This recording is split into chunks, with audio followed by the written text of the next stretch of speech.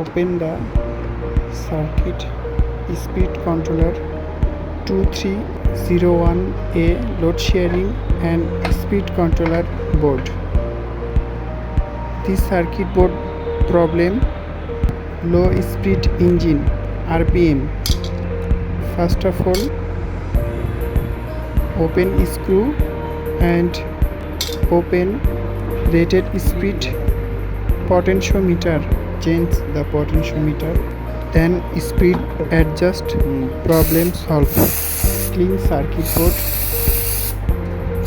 Use contact cleaner.